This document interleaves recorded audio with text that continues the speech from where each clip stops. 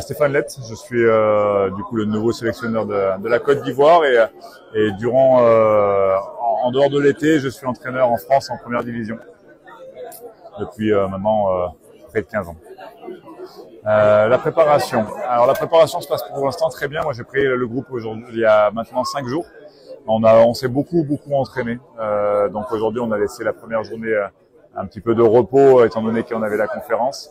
On en demande énormément, on fait de très longues sessions. Aujourd'hui, il y a tout un changement à faire en termes de demande que je peux avoir envers les joueuses.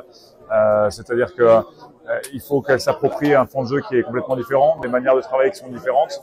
Il faut réussir à faire en sorte que ces filles qui n'ont pas beaucoup joué ensemble, parce que comme on le disait, beaucoup viennent rejoindre l'équipe nationale uniquement cette saison, donc cette année. Donc aujourd'hui, il faut réussir à créer un groupe en seulement 5 semaines au final. Même si les entraînements ont commencé un petit peu avant, finalement le groupe a été au complet il y a seulement une petite semaine. Donc voilà, donc tout se passe très bien. On a encore énormément de travail. Je pense que j'ai hâte de voir les matchs amicaux arriver pour pouvoir jauger l'équipe.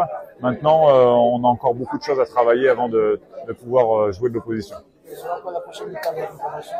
La prochaine étape, c'est le départ en Turquie pour réussir un petit peu une mise au vert avec un contexte un petit peu différent. C'est 4 matchs amicaux là-bas. Donc ça va être l'occasion pour le groupe aussi de se centrer un petit peu sur elle-même. Donc voilà, donc on va avoir 15 jours sur place là-bas. À nous de revenir ici à Abidjan le plus possible. Quand tu as un commentaire sur les différents adversaires de la Côte d'Ivoire, les adversaires de la Côte d'Ivoire, ce sont des adversaires qui sont abordables et à la fois qui sont de très bonnes équipes pour moi. Pour moi, l'Angola continue à essayer de se structurer.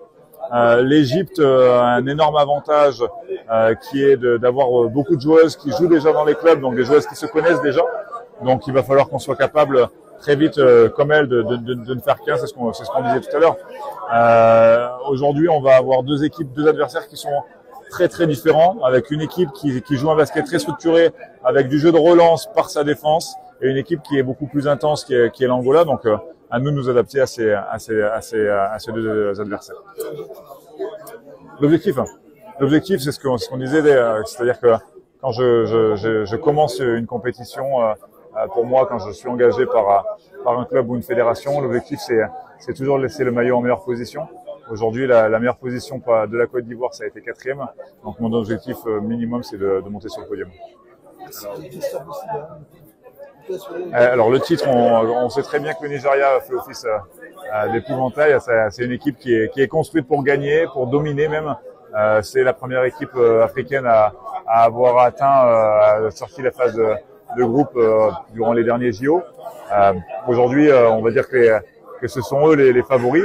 Le titre aujourd'hui, je crois qu'il faut y croire. En effet, on verra aussi si notre équipe, quand notre équipe sera complétée avec Ariata Diaby pour voir. C'est aussi une joueuse qui sera importante dans cet objectif-là.